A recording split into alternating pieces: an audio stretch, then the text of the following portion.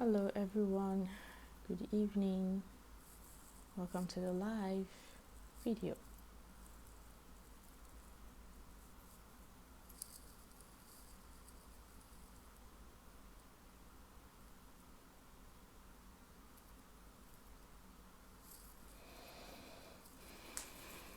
Welcome, everyone. I hope everybody can see and join and know that we're live already. I think I need to even make a post. If you can see, if you can hear me, please let me know. Hi, lovers. Good evening. Thank you so much for joining. So this is our February live Q&A session. All right. So officially, the 7 days visibility campaign is over. The 7 days of posting itself is over, but we still have 2 more days to go. So I want to share with you briefly what you should be doing in the 2 more days. I want to share with you, in fact, a framework that I developed to be able to help you to assess activities that you've done, whether you did a visibility campaign or you did a launch or you did a audience growth campaign, whatever it is that you want to do. What I'm going to share with you today will help you to be able to properly determine your metrics to know if it was truly a success or not. Okay, so it's important that you know this. It's important that you understand what I'm about to share with you because it will really help you a lot. Okay. Hi everyone. So I can see a few people are here. I can see Mr. Paul Adiagbo, Promise Onasomi. Love it. It's good to have you here. Where's everybody else? Please, if you can tag other members of this inner circle to this live broadcast, just mention their names so that they can see notifications and join in, because I think some people have not seen notifications yet. So it's important that they see notifications so they can join in. Let me just try and make a post to the Telegram channel as well to remind everybody that we are live on the Facebook group now. We are live on Facebook. Join now. Okay. All right. So this is also a Q&A. If you have any questions concerning all the activities that we've been doing for the past 12 days, please ask your questions. If you have questions about, anything that has to do with your offers, your offerings, we want to put out something at the end of your 7 day campaign, or you want to use an opportunity to maybe sell the book that you wrote last year or launch something or the other.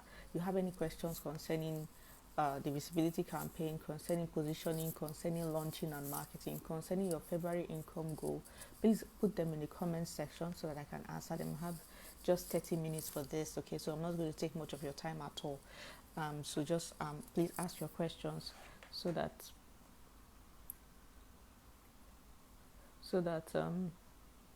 I can help. Where's my book? So that I can help answer your questions, okay? So while I'm waiting for your questions to come in, I just want to share what I call the dress cycle. The dress, DRESS, okay? So the dress cycle, okay? Hopefully it should help you to, the acronym should help you to remember this thing that I want to share with you, this framework that I want to share with you to help you to properly evaluate your activity, your business activities, especially activities that you carry out online. Hi Eketi, hi Ejiro, good evening, welcome, joining. Thank you so much for joining. Okay, so this dress cycle is a simple framework that I created. Other people have different variations of it, but I created a dress cycle because it's easy to remember, you know. A dress cycle basically is a framework that allows you to be able to properly document, to properly review, evaluate, strategize, and then start a new goal or a new plan for your business. Okay, it's in a cycle. That's why it's called a dress cycle. Okay, it's in a cycle. So I drew it here, so hopefully you should see it. So it basically goes in a a cycle. So you're constantly doing the dress cycle. You're constantly doing the dress cycle. Okay. So the first part of the dress cycle, D, stands for document. Okay. So when you are doing a campaign, whether it's a marketing campaign or it's a lead generation campaign or it's a sales campaign, or maybe it's a campaign for positioning, maybe it's a campaign for growing your email list, maybe it's a campaign for eventually getting featured on, a magazine or a blog or a platform or something or the other. You're doing a campaign for something. You have an active project that you're actively pursuing in your business. The dress cycle allows you to be able to keep track and to be able to document everything that you're doing so that you can use it for re-strategization or re-strategizing and proper planning. Now, many people say, oh, Adrian, how do you consistently get better? How do you consistently grow and improve in your processes and your systems and your business? How do you grow from one level to the other level? This is exactly what I use, because I am constantly using these processes in my business at every single point in time. At every single point in time, I'm documenting. At every single point in time, I'm reviewing all the things I have done, all the documentations that I have. I'm reviewing them. At every point in time, I am evaluating. At every point in time, I'm strategizing, and then every point in time, I'm starting or about to start something else. So let us use this visibility campaign as an example. You've done 7 days of posting video content and text content. You've been getting results, or you've been having feedback. Okay, so what do you do now that this is over? For the next 2 days, these are the things that you need to do. They follow the dress cycle. The first thing you need to do is document. Go back to your first videos and your first text. Document what you want to document. How many? Put videos, for example. Put a table. Okay, this on one column of the table you have YouTube. On another column of the table you have your Facebook post. On another column you have a Facebook profile, Facebook page, Instagram reel, TikTok, this. Okay, so you want to have separate columns for the different platforms. This is a simple method of documentation. So you have different columns. Then you have on the horizontal side, you have the metrics that you are documenting. One of the metrics could be number of likes. Another metrics could be number of comments. Another metrics could be maybe for platforms like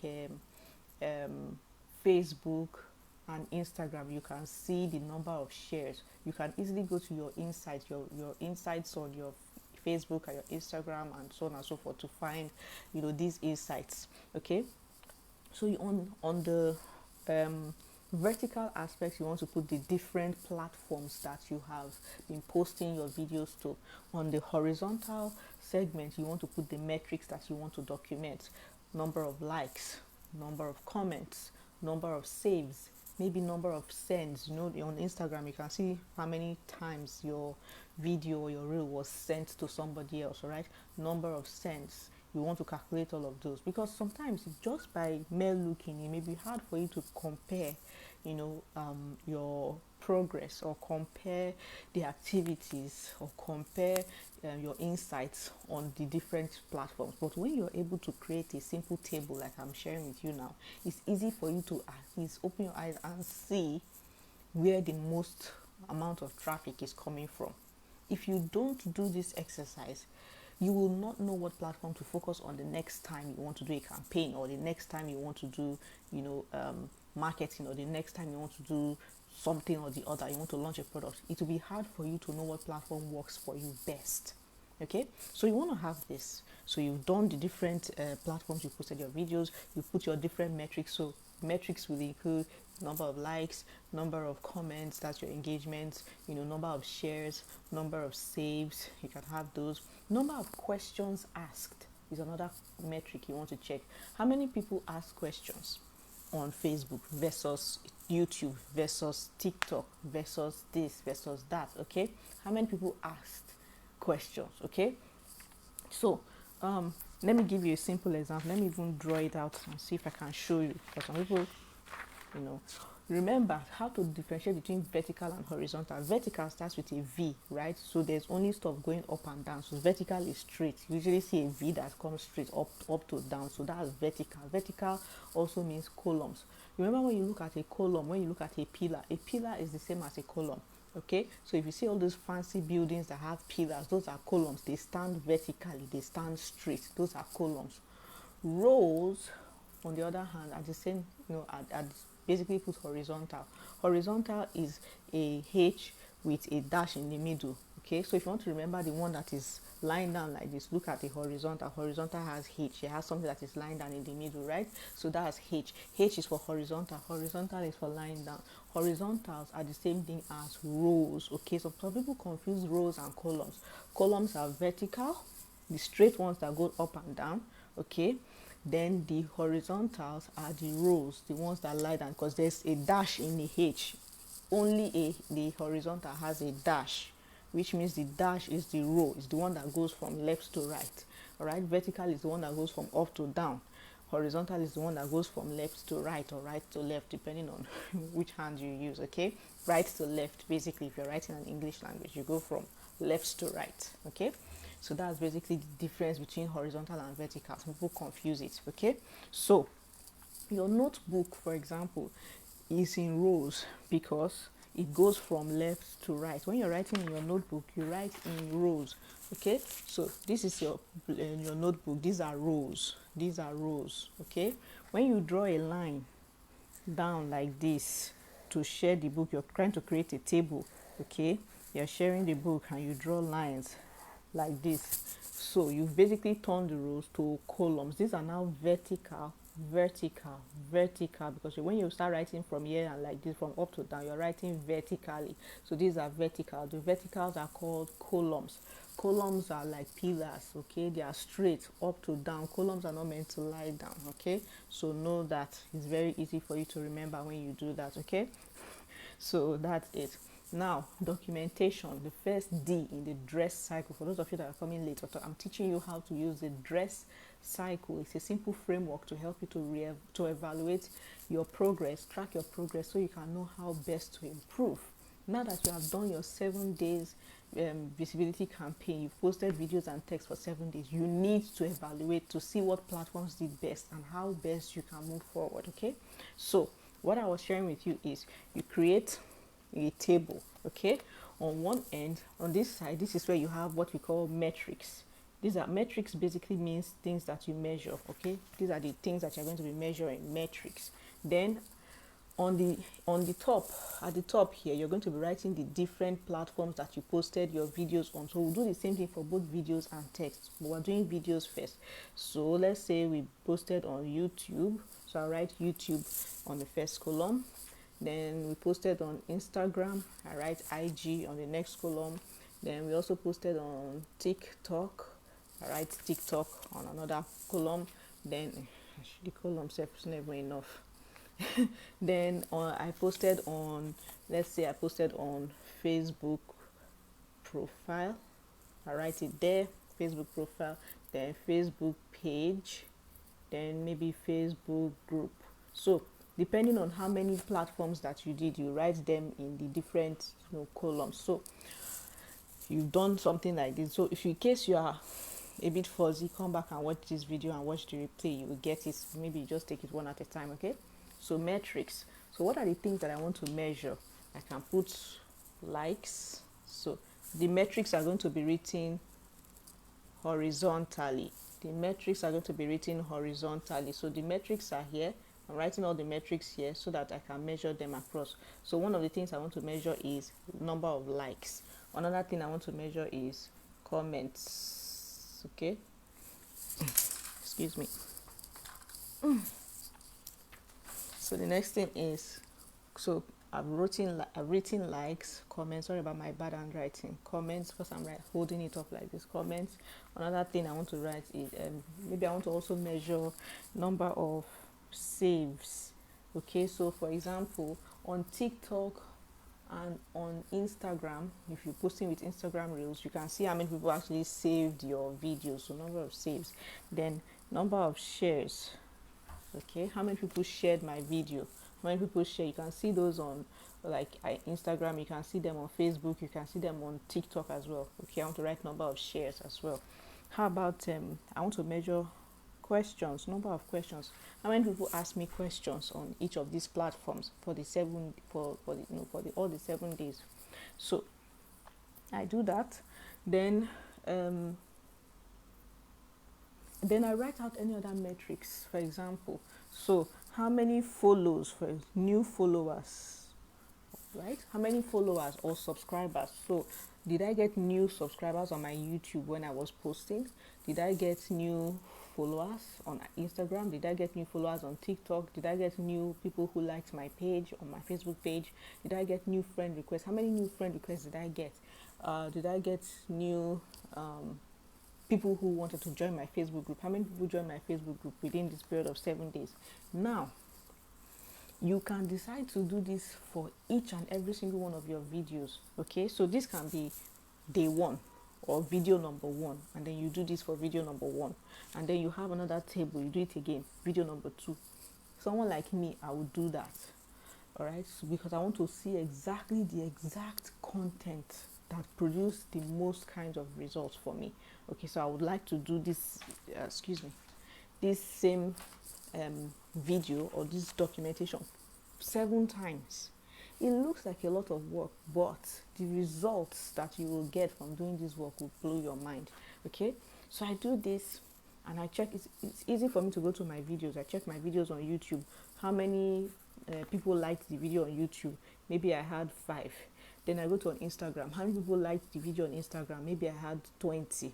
Then I go on TikTok. How many likes did I get for the video on TikTok? Maybe 100. Then I go to my Facebook profile. How many people liked it? Maybe 67, and so on and so forth for likes. Then I go to comments. How many comments? YouTube, maybe 1. Instagram, maybe 3. TikTok, maybe none. Facebook profile, maybe 17. Facebook page, so on and so forth. All right, and I do that. Then I do a final table that I collate and add everything. So for the entire 7 days, how many total likes did I get on YouTube? How many total likes did I get on Instagram? How many total likes did I get on TikTok, Facebook profile, Facebook page, so on and so forth, okay? How many saves, how many comments, how many shares, so and so for all of the platform, for all of the metrics. When you've done that, what happens is that you successfully documented, you have documented successfully the results from your campaign. All right, so I'm using this, and this seems a bit like it's a lot of work, but you're doing a visibility campaign. The goal for doing this is for you to know exactly the kind of results you're getting on the platform. Some of you may have erroneously chosen the wrong platform to build your audience. But this visibility campaign and documenting your progress and documenting your process for the visibility campaign will allow you to see where your true audience platform should be. All right? So how many of you were shocked by the kind of results that you were getting from your different platforms? Some of you thought that your audience is largely found on Facebook, and you eventually realized that it was probably on LinkedIn. All right? Some of you thought that you have the most amount of engagement from Facebook. You realized later that it was Instagram. Some of you thought it was Instagram. You realized later that it was YouTube. So doing these campaigns and documenting your process allows you to see clearly where you want to focus the largest amount of your actions when it comes to driving your message and pulling members of your audience, because you cannot sustain continuously posting on all of these platforms every single time. That's the truth. You cannot sustain it. It's exhausting, and nobody encourages it at all, that you are here or you are everywhere at the same time. It's very distracting. It's very confusing for your audience. You want to pick a few, at most 2, where you are engaging, and then 1 where you are building your audience on. Okay, so you have to know, okay, since I'm building my audience on my Facebook group, but I know that the majority of my interactions come from LinkedIn, I need to focus on putting more content on both my Facebook group and LinkedIn, and directing people from LinkedIn to join my Facebook group. Or I seem to get a lot of content from my Instagram, but Facebook groups is where I want to grow my audience. Maybe I should focus on getting those people to join. Or my Facebook group was completely dead during this entire thing, but Instagram was popping, it was alive. I felt like I connected with people more on Instagram. Maybe it's better for me to leave that Facebook group and go on Instagram and start building my audience on Instagram. Then I need to start mastering the art of marketing on Instagram. Okay, see some people saying I was shocked, right? Lover says I was shocked. Ketura says I almost stopped midway. You see?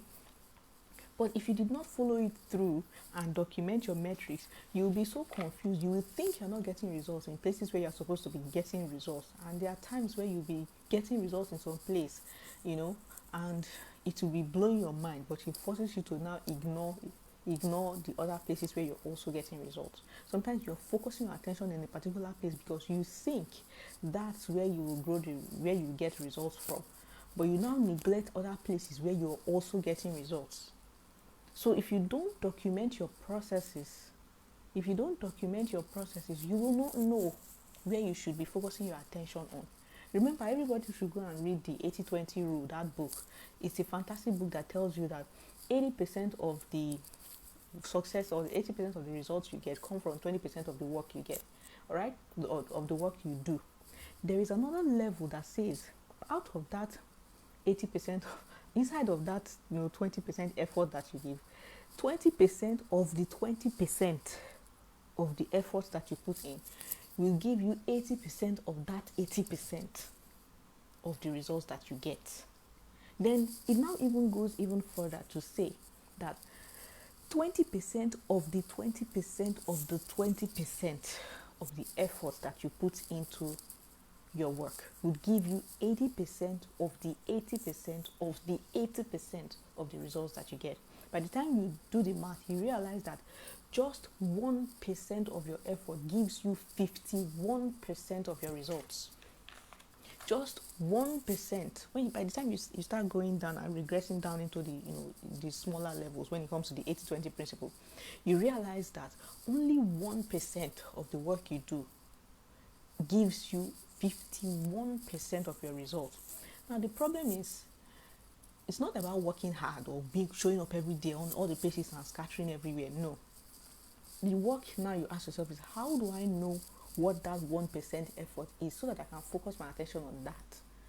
Because people hear, 20% of the effort gives you 80% of the results. So for me to be able to get more results, I should put in more effort. So you want to now put 3 times more effort. For example, if I put 3 times more effort and put 60%, then it will give me 180%. It doesn't work that way. You have to go down to the regressional level and realize that only 1% of the work that you do actually gives you 51% of the results. I'll give you an example. One very obvious example is this. Do you know that most of your income usually comes not from the sales page or the sales posts that you do every day, but from the one webinar that you do that will get you 6 figures in literally 1 or 2 hours by the time you're done with your lunch?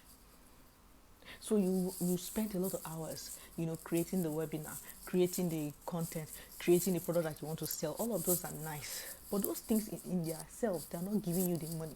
It's that 1 hour webinar that you did in the whole month that will eventually give you that 6 figure. It doesn't mean that the other things that you're doing don't count. It just means that many times you're so obsessed with those other things that you fail to actually learn the art of selling through webinars.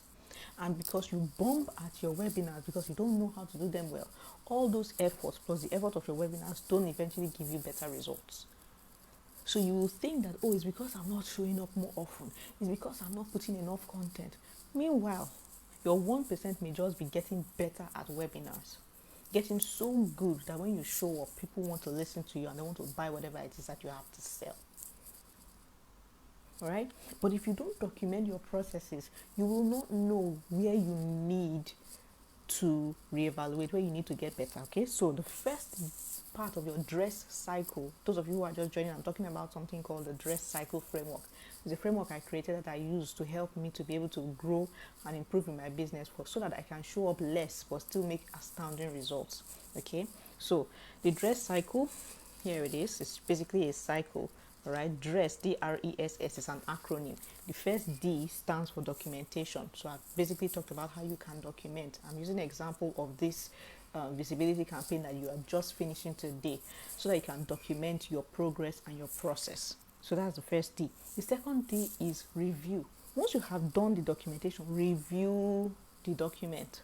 So you've created a piece of document with all of the things that you have documented. Review. It's one thing to document, it's another thing to understand what you have documented on. Okay, so these figures here, by the time you do all your tables and these figures, they're all great, but guess what? They are just simply data. Or is it data? I don't know. Ketura is here, please correct me if it's data or data. Okay, so let's just say it's data for now, because that one's that's the one I know. Okay, so all of these figures and all of these things that you have documented here don't make any sense yet, because they are just data. So it's left for you to convert data to information. Okay, how do you do that? You do that by reviewing the data in front of you and making sense of what is in front of you. Okay, so reviewing is where you basically turn raw data into information. Information is basically data that has been processed. Okay, information is simply data that has been processed. So for example, you see a Instagram reel, you see 1.8 million views, you see 750,000 likes, you see 5,000 comments. All right, thank you very much. You see 5,000 comments, you see all of those things. Those are just data. Now, the data would mean something when you eventually go and say, okay, who's this person? What's the video about? Why are there 1 million likes? Why are there 750,000, 1 million views? Why are there 750,000 likes? Why are there all of these things, all right? Why are there all of these things? You go and review. Okay, it's Kim Kardashian that posted this thing. It's a Kim Kardashian video. It makes sense because Kim Kardashian is a celebrity. All right, it makes sense because Kim Kardashian is a celebrity. She has a large influence. She's very popular. She has a large following. Therefore, when she posts, it makes sense that her figures can get that, right? Okay. How about if it's not Kim Kardashian? Maybe it's somebody from somewhere. Maybe it's a video by somebody that nobody knows. But then you now watch the video, you now realize that in that video, that person was saying, oh, if you tag 10 of your friends, I'm going to give you 1 million naira. And so the video immediately goes viral because there are a lot of hungry people who want that 1 million naira. So you've seen all those pieces of data, but until you give this data meaning, it cannot become information. Okay, so that's what you must do with the data that you have documented. You must review so that you can have information. Information is when you are making sense of the data that you have. Oh, I have only 5 likes on my YouTube video, but in this day 2 video I had 15 likes. What does that mean? Day 1 I talked about who am I. Day 2 I talked about what do I do. It means that people are interested in the work that I do. That means that I probably did not tell my story very well when I was talking about who am I. I'm digressing to text now. Okay, let's talk about maybe day 1 I was talking about what is Amazon publishing, and I had only 5 likes on YouTube. But day 2 I talked about how to solve the tax issue with opening an Amazon KDP account, and I had like 100 likes on that one. What that tells me is that there are a lot of people who may already know what Amazon publishing is, but they have been stuck with tax issues because they don't know how to fill their tax details when they are publishing on Amazon KDP. So that gives me information, which means that I should go more, I should go deeper, or find out why people are struggling with this thing and probably offer some kind of solution or more advice to this. Okay, then I looked at day 4 and I talked about 7 ways to earn from your Amazon KDP account, or 7 ways to earn on Amazon, for example, on Amazon KDP. And I saw that I had 13 questions. I had 150 likes. I saw that people shared that particular video on Facebook 7 times. So that means people are actually interested in how to make money on Amazon KDP. That's a hot topic, and that's something that I need to pay attention to. Another example of a review can be that, oh, I had 100 views on TikTok for this particular video, and I had 50 saves. But on this same video on Facebook, I had only 12 views. So that means that I seem to have more connection with people in my YouTube, my TikTok page compared to my Instagram. So I probably should put in more effort posting more on TikTok. That's what review does for you. Review allows you to be able to understand the information that is in front of you and turn the data into information and then understand it. Okay, so that's the R for the dress cycle. D stands for documentation, R stands for review. Then the next thing is E, evaluate. So after you've reviewed the information in front of you, you've reviewed the data, it is turned to information. The next thing is you now evaluate. Okay, what do I do with this piece of information that I've gotten? Okay, what do I do with this piece of information that I have gotten? Okay, so I've reviewed the information. I seem to have a lot more people who are interested in this particular aspect. I seem to have a lot more people who are interested in how to make money from this thing than how they can use it to better themselves. So evaluate is, what do I do? I mean, for people to be able to make money for this thing, I know that they need to first of all be able to learn it for themselves first. So how exactly do I go about this? What do I do with this kind of information? So I'm evaluating. Okay, should I ignore them and just focus on this particular thing because I know this is what they need? Or should I find a way to still solve what they want while giving them what I know they need? So I'm beginning to evaluate. Okay, I think that if I just ignore them, I will lose my audience members. So I will choose the option to decide that I'm going to focus on putting out what they want while giving them what they need. Okay, so that is what I'm evaluating the situation. It's best for me to do A instead of B, or it's best for me to do B instead of C, or it's best for me to do C instead of D. So when you put out the information allows you to be able to have options. It allows you to be able to ask the right questions to yourself. What is the best course of action to follow? I have this piece of action, I have this course of action, I have this course of action, I have this course of action. So evaluate means, okay, do I do a book? Do I do a webinar? Do I do a summit? Do I do a different kind of offer? Do I offer a group coaching program? What kind of offer would be best to help to solve this particular thing? What kind of offer will help me to be able to take advantage of the information right in front of me? Okay, I need to do. It seems like I'm getting a lot of people from TikTok rather than Instagram. Okay, so that means I need to focus my attention on learning how to become better at leveraging TikTok as a platform. Leveraging how to,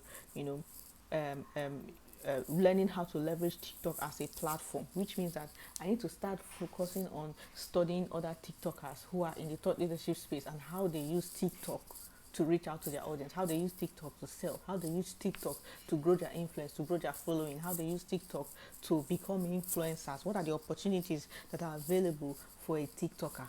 You start to evaluate all of these processes. Okay, once you've evaluated the process and you come down with a particular line of action that you want to do, the next thing you do is the first S, which is what strategize. Okay, I want to use TikTok to be able to grow my brand as well as my Facebook group, or as well as LinkedIn, or as well as YouTube, as well as this. Okay, how do I strategize? What do I do? How do I ensure that I'm able to have a goal and then hit that goal? So strategizing now says, okay, my TikTok has grown by 100 followers in the past 7 days because I've been posting on TikTok and people seem to be, be interested in my content on TikTok. I was able to get 100 followers in 7 days of posting content consistently. If I posted content, if I did another video campaign, I posted a series of videos again for the next 30 days, That means that I should be able to triple the number of followers based on the results I have gotten. I should be able to triple the number of followers that I have. So if I want to get to 500 followers, this is exactly what I need to do. This is exactly what I need to do. So for the next 1 month, I am going to focus on creating content, 30-day video series every single day on TikTok.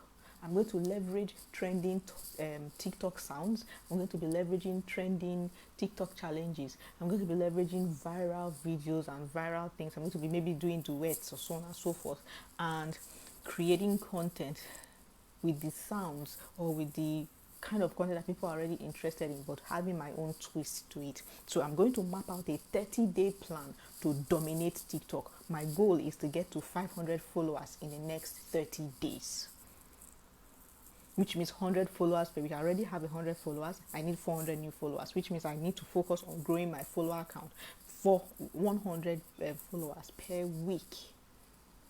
So you now have a plan. You are now strategizing. Okay, now since these videos have been able to help me get followers, which of these videos did best? Again, you're going back to documentation. Which of these videos did best? Okay, on the day that I talked about this particular topic, especially as regards to money, people were really excited about that. It's best for me to create more of those kinds of videos that worked. You see why documentation is important. If you did not document, if you did not look at your metrics, you would not know which kind of videos to publish.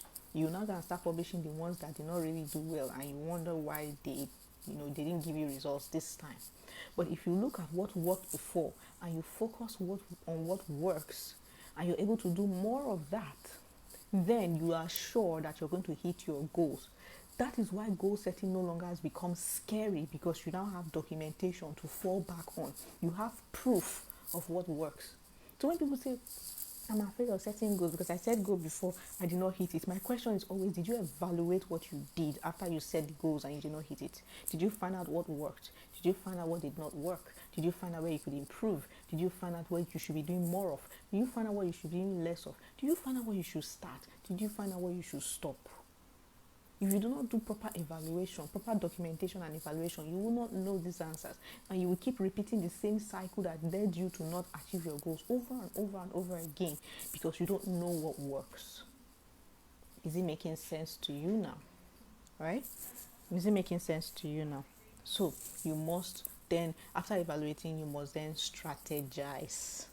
Okay, strategize, have a plan, strategize for that plan. Okay, TikTok is where is at for me right now, and I want to get to 500 followers. That's the goal. I'm not selling anything, I'm not doing anything else. I just want to give value for 30 days straight. And let me tell you, if you are able to give value for 30 days straight, 500 followers is too small for what will happen to your TikTok, because TikTok is massive now on organic reach. It is massive on organic reach. Imagine that you now have 500 followers, people all over the world. Maybe see they're even Nigerians and Americans and Indians and everywhere around the world. 500 of them are following you. Then you now plan. I say, okay, this is what I'm going to do. And then you plan your videos.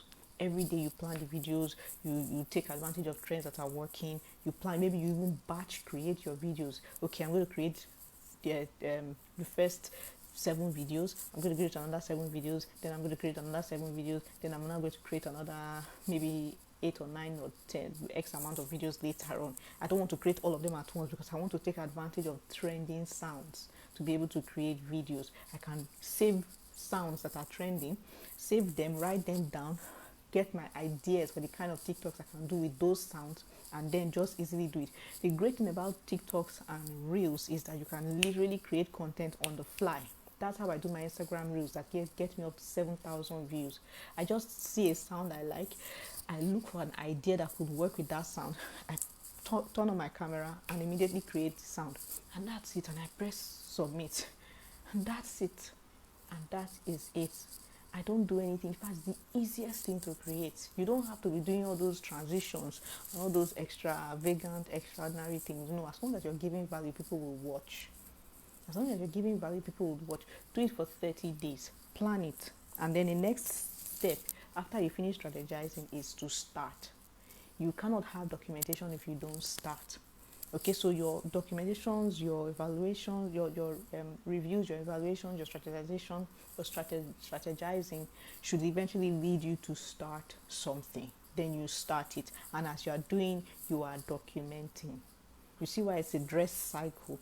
As you do, you document. When you're done, after you finish documenting, you review. After you review, you evaluate. After you evaluate, you strategize. After you strategize, you start. After you start, you document, and so on and so forth. That's why you're consistently in that cycle. It's called, I call it the dress cycle. Okay? I call it the dress cycle. All right? So, this is what I've just shared with you that should help you to be able to document and evaluate the results that you've gotten in the past 7 days. Do the same thing with your text. Okay, so some of you, your text content may be getting higher views on LinkedIn than on Facebook. So if you want to be using LinkedIn, you know that you can leverage text there. Maybe your videos didn't work as well there, where your text was getting some traction. Then you want to focus on using text on those platforms. All right, because this allows you to be able to gauge the perception of your content by your potential audience members. That's why I insisted that you don't just do videos, you also do text. You don't just do videos, you also do text, because you are able to then gauge the reaction to your content. Some people are much more fond of videos than they are of text. Some people are more fond of text than of videos. So you know what kind of content works best on what type of platform. All right. So if you don't know, you can post. Because if you're not posting, you're not working, you're not getting results. Okay. So that's what I wanted to share with you for dress cycle. All right. So I hope you've learned something. I hope you use this not just for visibility, you also use this for your free webinars to evaluate your results. You also use this for your marketing campaigns and your sales. You also use it for your launches. You use it for your lead generation strategies. You use it for events and so on and so forth. You can use it anywhere. Okay, this is me. I'm telling you that you are very free to use it. So if you have any questions for me, I'll be happy to take your questions now, and just commit some time to answering your questions, and then we'll call it a night. I hope this has been valuable for you. This is why it's important to show up for these things. You have so much value here. These things, I don't share them with members of Opono. It's only members of my inner circle. So you have so much value here. So it's important that you go through them. Okay, I was talking to a particular client today that said, if I had known that all these things were on this platform like this, I would have paid more attention. But you have the opportunity, you have the access here. Please take advantage on them. Okay. Someone said my posts get less engagement on my Facebook profile, but more engagement on another Facebook group. That means that I always say that your audience members are not always your Facebook profile. Facebook profile are people who are usually your friends. If you're not optimizing your Facebook profile to deliberately invite people who are your audience members, you will not have engagement. I get tons of engagement on my Facebook profile because most of the people who follow me, who are my friends on Facebook, probably followed me from Head Start Africa and they join my Facebook group. That's why my Facebook profile, when I make posts, you see people calling me VC there. They don't just say hi Derin, no, they call me VC. I know that these people know me, Rich House. When I say Rich House, I mean they know me to open, right? So they followed me to my Facebook profile and then join my Facebook group. Okay, so you want to optimize. Maybe I think I've already talked about how you can actually grow your Facebook group from your profile in one of those Facebook group videos. So go watch it and check out how you can do that. Be intentional about the people who you accept their friend requests. Okay, you're not ordinary. You're not like normal people. Your Facebook profile is a business. Treat it as such. It's not just, I block friends and family that I don't need on my Facebook profile, and I'm not apologetic about it. Okay, if I want to connect with them, if they're not on my WhatsApp, then there's no need. All right, so that's it. So also, if you're going to be using a particular platform, learn to master that platform. Learn to master how to run business on that platform.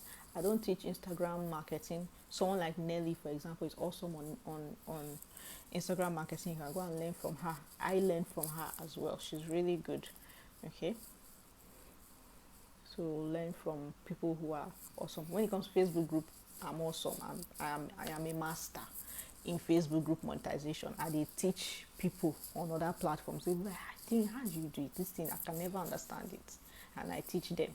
But me, Instagram, I'm not an expert per se on Instagram, even though I learned, okay? Okay, so that's the members of my audience are more interested in making money out of speaking right. Fine, so that's what they want. So for them to be able to learn how to make money out of it, they have to learn to speak right themselves. So they need to learn the skill before they can monetize the skill. So you have to let them understand that. And then you get a lot more people who are coming to meet you to both learn the skill and the business of the skill. So you now have to open up opportunities to be teaching the business of the skill as well. Okay. Lovett says my day one video had hundreds of views and had the highest views amongst all my video. People shared it, which means they connected with your amazing, maybe your story or your intro, whatever that day one video is. Leverage more on that, right? Again, when it comes to demographics, that's why I said study your audience members, what they really want, what's frustrating them at night. What you think may be frustrating them may not necessarily be what is frustrating them. So if you don't put out content like this, deliberate content like this, you will not know, you will not find out. Okay. So some people think that, my audience members, for example, only a handful of them actually want to learn how to write better. That's why I don't teach how to write, because I know that it will suck. If you want to learn how to write, I can direct you to people like Eketi. I can direct you to people like Raiman. Eketi has a classes on creative writing. She can teach you how to write better. It's not me. When it comes to the money, come and meet me. I will teach you that part. So I focus on the one that I know that the majority of my audience members want to learn. How do I make money selling my books on Amazon? How do I make money selling low content? How do I make money authoring books? How do I make money helping other people to write and publish their books? Come and meet me. I will teach you that one very well. That's my expertise. So that is it. But again, if somebody wants to come and say they want to write a book, I tell you, you have to be a good writer to be able to create a book that people actually want to read years after you've written it. My book, Age of Ebook Publishing, has sold thousands of copies in the past 5 years as I wrote it. Why? Because the writing is good, the content is good, and it's still evergreen, it's still needed, right? So you must still be a better writer. I'll point you in the direction of somebody who's already writing. But the reason why we do Open Writers Challenge is to help you to also become better at writing. It's free of charge to participate, all right? So people write and they get better, because the best way to learn how to write is to write. The best way to learn how to become a great writer is to write. It's the same thing about riding a bicycle or driving a car. The best way to learn is to actually do this stuff. So that's what I do. But when it comes to those technical aspects of creative writing, it's not my cup of tea. All right? Thank you very much, Chinaza. I see Chinaza a lot on my explore on Instagram. I don't know why. I don't know what she's doing right. I see, if I scroll through Explore, I will see at least 3 pictures of Chinaza that are basically her post. I don't know why. So always seeing Chinaza on my Instagram. Always. And I don't even know if I follow you. I can't even remember your handle, but I'm always seeing you. Alright.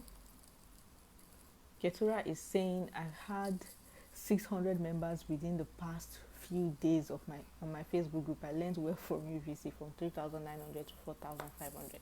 Congratulations. Remember when you were just 1,009 each day here, and now you're at 4,500. Momentum. Within 7 days. Momentum. Alright? So you are obviously doing something right that helps you to be able to grow your Facebook group like that. Congratulations. Alright?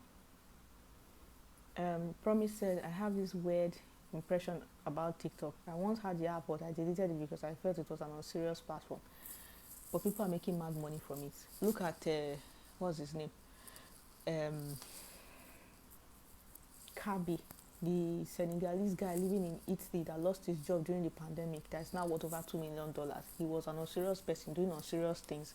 Now he's on celebrity red carpets and amazing things. Look at Majimbo, that funny girl that I think she's Kenyan or something, or Tanzanian, that she says funny things with her accent and she's eating chips. Now she's on celebrity red carpet. She's sponsored by Facebook, Instagram, TikTok. Everybody wants to be her friend. Naomi Campbell. She's interviewed celebrity Daniel Kaluuya, Oscar-winning celebrities, amazing footballers, people that other celebrities can't even talk to. She's interviewing them within the space of 2 years. Don't underestimate TikTok. Do not. It has the ability to turn ordinary people into stars, into millionaires. I'm telling you. Okay? So don't underestimate any platform. Again, the algorithm will always, try to push things that they think are popular to you, because there's something called a For You page. But you can design your own algorithm. Like, people complain about how TikTok is promiscuous or this. I've never seen any of those things on my TikTok, because my TikTok is very clean. I choose what I want to see on TikTok, and I only follow the pages of people that I know will bring me those things. I follow business pages. I follow a few comedians, especially African artists. I follow a few Christian pages as well, because those are the things that I want to see. There's a lot of fantastic Christian content there that I see. I follow a few Arabs as well, especially some Arab lawyers and business people as well. So those are the things that I want to see. The same thing with my Instagram. You can't show me crap that I don't like. My Instagram is my safe haven, because I'm usually seeing videos of cats and dogs. I love animals. I'm usually seeing videos of cats and dogs on my Instagram. It makes me calm, makes me happy. So I'm very deliberate about what I feed my mind, and you can do that as well. Okay? Whew. All right. If you say text works for me on LinkedIn and Facebook, videos, IG. Awesome. Everybody's saying I got loads of value. I'm glad you did. Adrian says I can't get more followers on Facebook, and I have over 500 requests. You can get followers though. People who can send you friend requests can follow you, and following is unlimited, right? I have over I think the minimum is about 1,000 friend requests. I get friend requests by the dozens every single day. But my friend request is, my friends list is already full. But friends are different from followers. So Facebook has now put the option for people to be able to follow your Facebook profile if they cannot send you friend requests, because they know that there's a limit on it. So people can still follow you, they can still see your posts, they can still send you messages, but the messages will usually just fall inside that message request abyss, and not necessarily in the actual inbox. But you can evaluate your Facebook friend request and only accept people who first of all give value and will be willing to share your posts. Okay. Love said my day one video got more shares and hundreds of views, and also got the highest comments. I talked on know your customer, but the other days get less views. So you want to focus on the one that has more of the views. Rashida says, I started the campaign 3 days ago, and presently 18 people have moved from my profile to my group, although I got more comments on my profile. It's been an awesome journey so far. I guess I'm confident with staying in front of camera now to an extent. I remember your comment that time. And now I focus on the camera and not the screen. Exactly. So you focus on the tiny dot on the camera up there and not the screen, so you're not distracted. It takes a lot of getting used to. Even the best people sometimes get distracted. But as you're seeing the comments, sometimes you can lose your train of thought, and that's not very good, because it takes you a while to get back in your train of thought. So you just focus on the camera. The same thing you do when you're in a physical public speaking space. Instead of looking at people in the eyes, because that can scare you and make you feel like, what if they are judging me? What if they're laughing at me? So what I do, I just look at the top of people's heads. I don't look at people's faces. I don't remember their faces. I just look at the top of their heads. They think I'm looking at them, but I'm not looking at them. I'm just looking at from their head like this and above. So that helps me to be able to deliver my presentation without nervousness. I still have fear of public speaking, but I do it anyway. Okay. Awesome. Ketura says, I'm working on a flyer for my webinar, which will be my lead magnet for my upcoming group diction coaching program. The title I initially had in mind is how to create a first wow impression with your voice. I later remembered you mentioned teaching whys and what. did that thing close? Oh, should I use create a first wow impression with your voice, then such that I don't go into the how for free? So that's when I talked about the whys and the whats and the hows. It's for you, oh, it's not for your audience. Okay, so you can put a how and then teach one of the hows and then eventually upsell the remaining hows. Okay, but what you're basically doing is you're introducing them with the whats and the whys.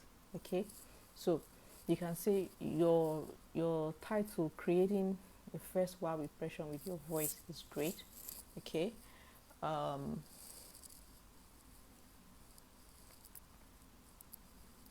creating the first wow impression with your voice.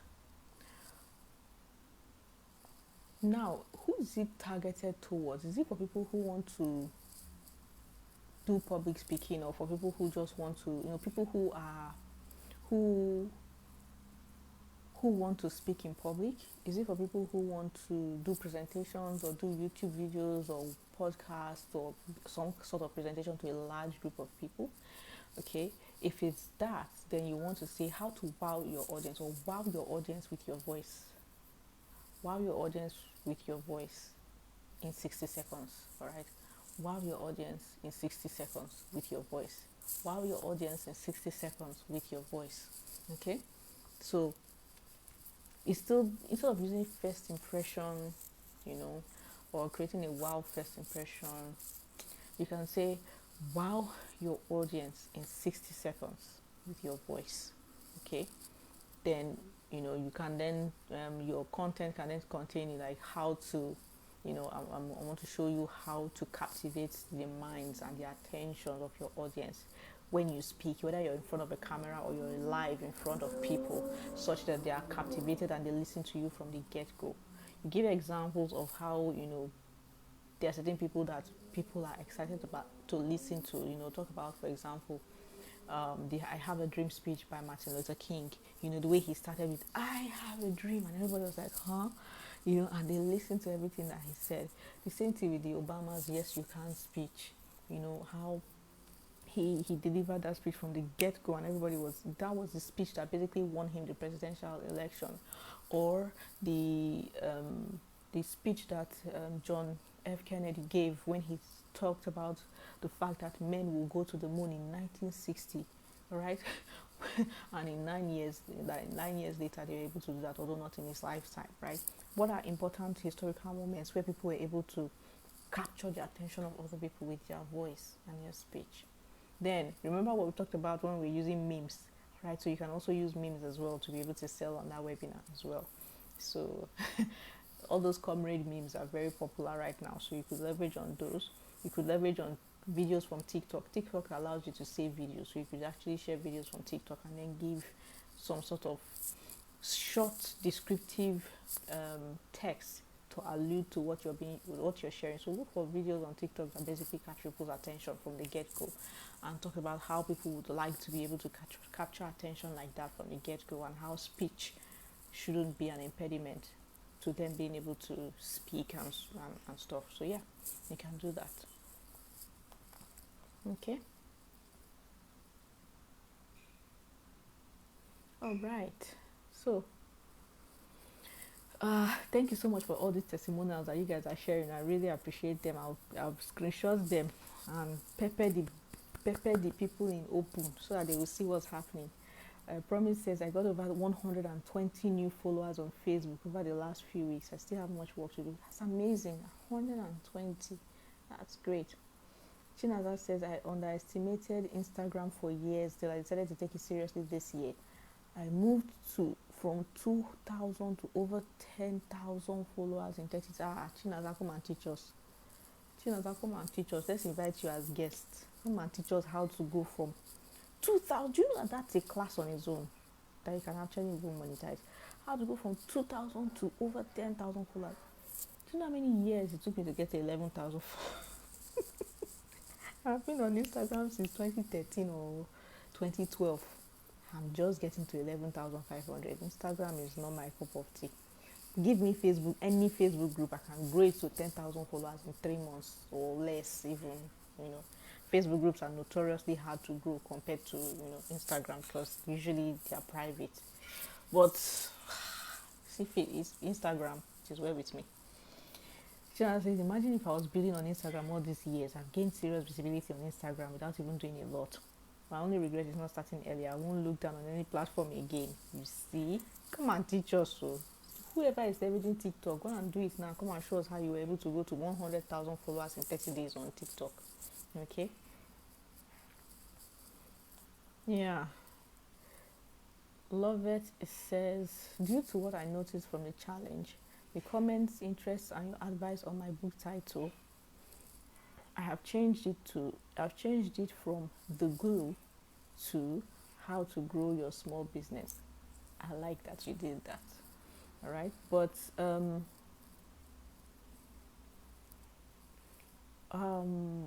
yes, you're very right. Is the title not too simple? It's a bit simple. All right, how to grow your small business. From what to what? All right, everybody can teach how to grow your small business, but give me a more realistic vision on exactly how to do that. Like,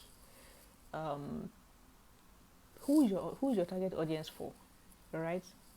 The reason why I'm asking you this is because I don't know if you were in Daddy Jill's Q&A last weekend, where he talked about the kind of people that you sell certain kinds of things to. All right. So, for example, if your audience is people who are starting their small business and they are still struggling to make 100k per month or even 50k per month, what would your book's title say that will get their attention and make them want to buy the book immediately? What will you promise them in the book that will make them want to jump on that book immediately? For example, one of my workbooks that actually sells a lot on Amazon, it's a simple book that literally says $1,000 in 30 days, and it's one of my most expensive books, but it's the one that sells the most now compared to the rest of the books that I have. It will shock you that Americans are still looking for how to learn how to make $1,000 in 30 days, and they are the ones that buy my book. There are also a lot of Indians that buy that book as well, because $1,000 to them is a lot of money too. Okay, so who's your target audience? What do they really want? All right.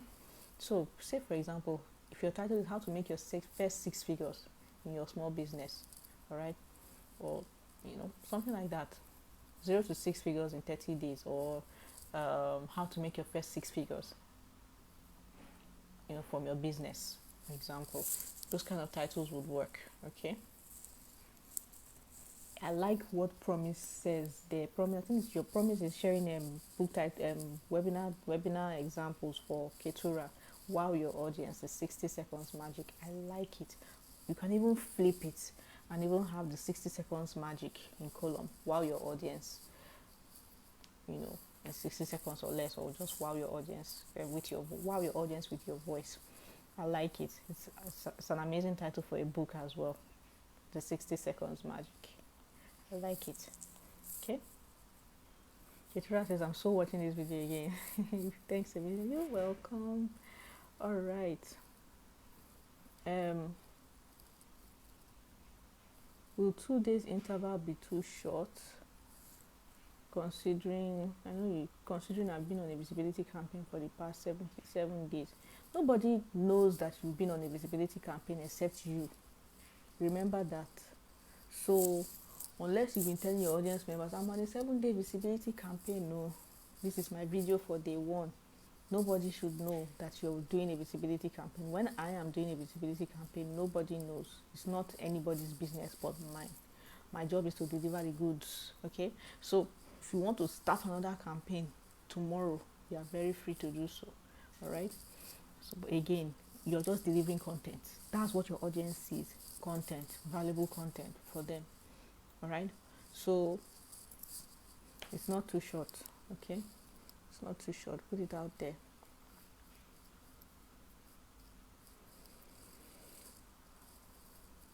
All right.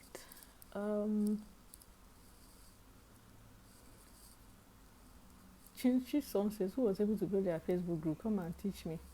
That was Ketura. And again, if you check the content on Selar, all my videos on how to grow your Facebook group are there. That's what Ketura used, the same content as is there that she used, and she's been able to grow her group.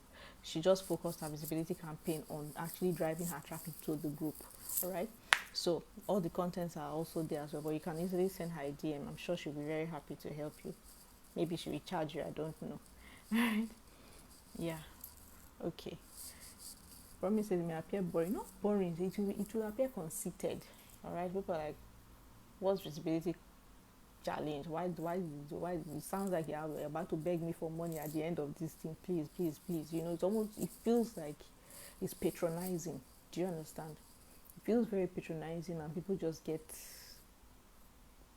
the heebie-jeebies, if I can use that word. Okay, not necessarily boring, but they get turned off. It can be a bit of a turn off if you start mentioning that you're doing a challenge, or you're now putting hashtag day one, and doing all of those things like that. It can be, people are just like, what's this? I have other things to watch on TikTok. I don't need to look at this. Let me go and look at something else. Okay. Yeah, so I've been here now for more than an hour. I said only 30 minutes, so, but I'll answer this last question before we go. Mr. Chibuza says, how does one transform Facebook profile? Some of us are still being followed on Facebook, while some persons are being followed on Facebook, while some of us still appear to be seeing friendship requests every day. Whether you don't transform your Facebook, there's nothing you do to your Facebook at all. You will not see the follow button, but your people who are sending you friend requests will see it. Some people will still choose. I still get friend requests till today, and I still get followers, people who follow me till today. It won't go away. People will consistently send you friend requests even when you have over 5,000 friends. It won't go away. There's nothing that you can do about that. There's nothing to do about it, actually. People will just follow you. Sometimes when they see that they sent you friend requests and you're not answering the friend request, then they will now go and follow you. That's just it. Okay. So that is that. Atinuke is just coming. Atinuke, did you ask a question? Your question is not here. You didn't post a question, or rather, if you posted, I did not see it. So maybe you want to post it again. I'll just take that one question and then we'll call it a day. Today is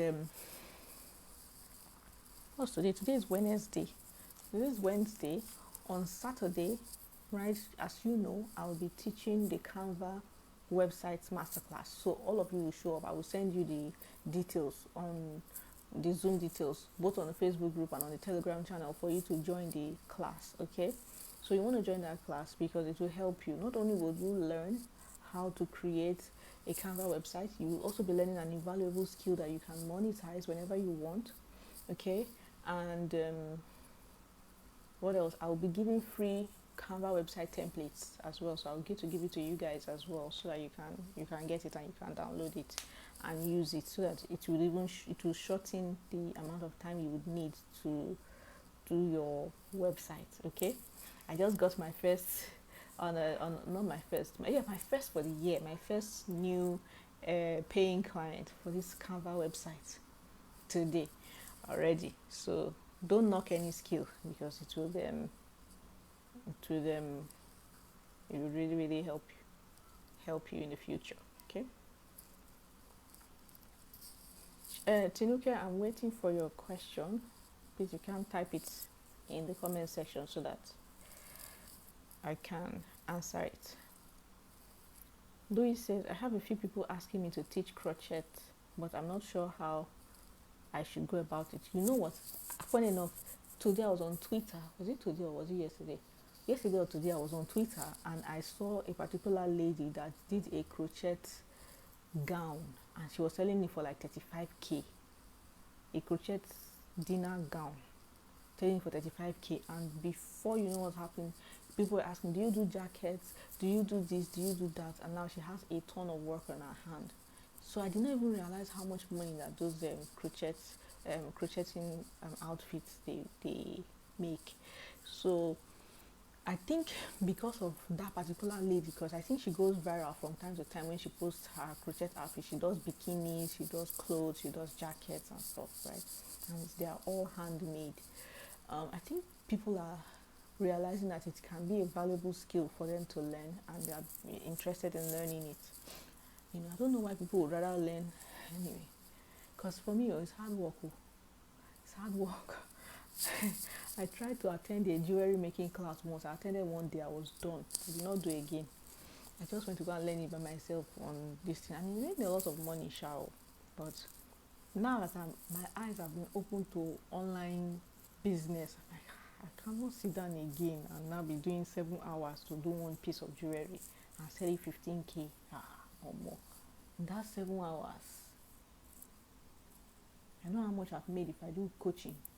7 hours is like 3 months of coaching for me, and that's like 450K. Why will I now go and do 15,000 naira jewelry? You know. But if people are asking for crochet class, you can decide to teach live classes on Zoom. You can say, okay, maybe I'm going to teach the basics on day one. I'm going to teach like basics, introduction, the different materials you need. Then maybe on day two, I'll teach different knitting styles. On day three, I'll teach, how you can knit a simple, maybe something round or something simple. Then you can then have advanced classes, right? You can have advanced classes. So like people who teach languages, for example, they have a basic class, they have an intermediary class, and then they have a much more advanced class. So you can test the waters and teach an introduction to crocheting class. Maybe by the end of the class, they would know how to knit a socks or a hat, something simple, maybe mittens, in the beginning class. At least they learn something. They can be making hats or maybe a bag, and still you just teach them how to go over the bends and stuff like that by the end of that first class. Then you make sure that you're doing it on Zoom so that you can record the class, okay? So you're teaching it on Zoom, because it's Zoom, you have your camera in front of you, you have your tools in front of you, you're teaching them, you're showing them all of the things you prepared beforehand. You can do maybe 1.5 hours, 2 hours per day, per session. You can have 3, 4, 5 sessions, depending on how long it can take you to pass on knowledge. Give some time to answer questions as well. You can do that, all right? Another thing that you can do, after you've done that, you save those videos, you upload it to your seller shop, right? You can upload it maybe to Google Drive and have a link that you make sure that nobody can download your videos. Have a link so that when people pay for the class or buy the replays later on, they can get access to the class on demand. Or you can decide to just upgrade to the Seller Pro plan that is just 8,000 naira per month, that allows you to be able to host the videos directly on Seller as a course. All right, so people, once they pay, they will immediately get access to the course on demand. So that way you can teach the beginner class just once live, but make sure that you record the videos. And then once you've done that, you never have to do it again. When somebody asks you for teaching, you say, "Oh, I have a recorded sessions of a live class I have taught before. Here it is. Here's the link to get it. Once you pay, you get access to it immediately. You can literally follow through. So you can have that. Then you do the same thing for an intermediary class. So so people who learn the first beginners class, you can then upsell them on a live intermediary class. Okay, so you do that. You register, people who register for the physical class you can then upsell them to the intermediary class. The reason why I'm telling you to upsell is so that you don't have to be recording the videos before you put them out. When you have a live experience, usually for some of these craft courses, the classes are much more enjoyable and much more interactive, because it's not just you sitting down there being monotone teaching things, but you have people who are who are following you as well. You can have people who you can make your screen big, you can be talking to people, and then you can even be answering questions in the chats as they roll by, and then you save the video so that the recordings of the videos are interactive, and whoever is watching it still feels like they are part of the class. Okay, and then you do the same thing again for the advanced class. Then you can offer upsells for one-on-one sessions where people can basically just come online with you on Zoom, and you can show them certain things. So they'll be basically meeting in front of you, and then you can be giving them directives. anything can be monetized as long as you know how to use the internet to be able to achieve that. Okay, so if you have the time and you believe that it can be a profitable venture, sell a live class, record it so that you don't have to do it and then nobody pays for it and then you feel like you wasted your time, right? So do it, even if 2 people, 3 people pay for it, that more than covers for the investment of your time. And then eventually when people start asking for the class again, you can actually sell them on the replay and they'll be happy to get it. Okay, so hope I've answered your question, Lois. Hope I've answered your question. I missed the virtual party. Do you have a replay? No, there's no replay. Oh. There's no replay. Next week, the second guest is coming. There will still be no replay. That second guest, just want people to come and have a taste of her. She's right here in Dubai as well. She has agreed for next week Friday. So we may have that session a lot earlier than we normally do because she has a baby and it's been hard getting her on. So she's finally agreed to next week Friday. So you guys should show up live. Oh. I'm sure some people did not show up for the first one because they thought there would be replay. There is no replay. Okay, there is no replay. That was supposed to be a live thing eventually, initially before, so there wasn't going to be any replay. There's no replay. Okay, so but don't miss the next one. All right. Tinuke says, I got quite an increase in my engagement across platforms. I got over 1,000 views on my first Instagram reel. Awesome, congratulations. So my question is, the content I shared, my CTA was to join my Facebook group. Do I share the same content or create a new one for my group? You post it across your groups, okay? So if you had a Facebook group, you're supposed to have been posting the same videos inside a Facebook group as well. Like I said in the orientation video, every platform that can take a video, post it there, including your Facebook group. So still post it there, because there are some people who will start joining your Facebook group and finding a Facebook group and they did not see any of your other videos. Or some people saw one video and they joined, but they did not see the other videos as well. So you want to post all of those content to your Facebook group. It allows you to also have content on the regular on your Facebook group as well. Okay, so even if the thing already says join my Facebook group, still leave it inside the Facebook group. People are like, well, we're already here, and leave it like that. Do we need to have a Canva Pro for this? No, but if you want to monetize it, yes, you need to have Canva Pro, because you cannot be monetizing and be doing Canva websites for people with simple designs. For your own website, you can get by with simple designs, but for another person's own, you want to be able to switch things, change colors, use different other kinds of graphics, you need Canva Pro. Besides, if you're monetizing, that skill should be able to pay for your Canva Pro. Whatever business you have that is online now should be able to pay for things like your Canva Pro and other software that you use. Okay. Chisom says, I've heard about business owners registering their businesses internationally. Yes. Please, do you know how one can register their business in tier 1 countries like the US, UK? Yes. Send a message on Instagram to Shola Adeshakin. Shola Adeshakin is our plug for registering businesses in the US. It's about $600 to $700, but they have fantastic service. They help you with bank account opening. They will send your MasterCard from the US bank to you. You have an EIN. You have a dedicated US number. You have Stripe and PayPal opening. There's so much that they do. You basically have them, and they also offer tax services as well for life. So Shola Adeshakin is your plug for that. Send her a message. Tell her Edinri Edewo sent you. She'll be nice to you. Okay, Shola Adeshakin is her name. SOLA ADESAKIN. Adeshakin. Shola Adeshakin is her name. Okay. All right. I think this is it. Thank you so much for being here.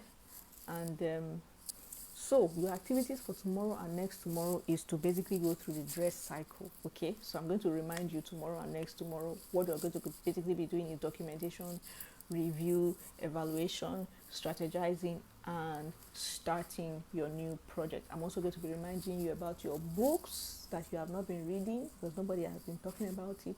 The 2 books that I recommended to you at the beginning of the month, Atomic Habits and High Performance Habits. When I read them, it's important. Also, don't forget your income plan, your money. Next week, we will come together again. I will ask you, how far? How did you do? On a scale of 1 to 10, how did you do? Did you hit your goal? Did you miss it? Did you forget about it? We ask you all these questions. Those of you that started books and you said you were going to publish your books this month, how far? Yeah?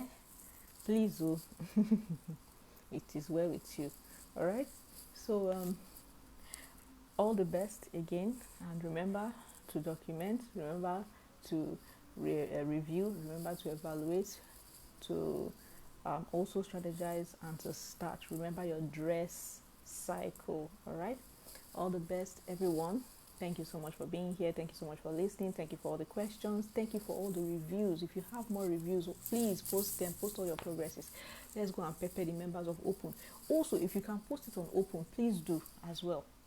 Please post it on Open. Say, hey guys, I'm a member of the Inner Circle, Edinri there was Inner Circle, and we just completed this 7-day visibility campaign, and in 7 days I was able to get 600 new followers, 600 new people on my Facebook group.